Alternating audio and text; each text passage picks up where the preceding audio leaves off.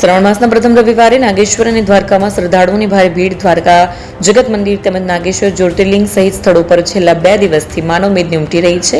શ્રાવણ માસ શરૂ થતાં દ્વારકામાં યાત્રિકોની ભીડ વધી રહી છે. દ્વારકા જગત મંદિર તેમજ નાગેશ્વર જ્યોતિર્લિંગ સહિત સ્થળો પર છેલ્લો 2 દિવસથી માનવ મેદની છે. દ્વારકા અને નાગેશ્વર જ્યોતિર્લિંગ મંદિરે ભક્તોની ભીડ વધતા ધંધા રોજગારમાં ઉછાળો આવ્યો છે. શ્રાવણ માસમાં વધુ પ્રવાસીઓ મળશે અને તહેવારના દિવસોમાં દ્વારકા હાઉસફુલ થતા વ્યાપાર અને પ્રવાસન ઉદ્યોગને વેગ મળશે. મારું નામ જય મેવાડા છે. હું અમદાવાદથી આવું છું અને શ્રાવણ માસની વિશે આ બહુ સારો તહેવાર ચાલુ થઈ ગયો છે આપણે.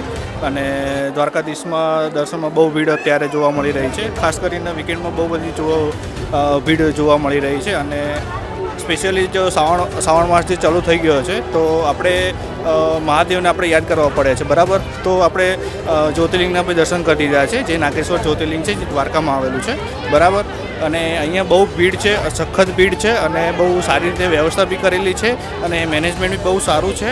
અને જે બી મેનેજમેન્ટ જે સ્ટાફ છે એ બહુ સારી રીતે વર્તણૂક બી કરી રહ્યા છે.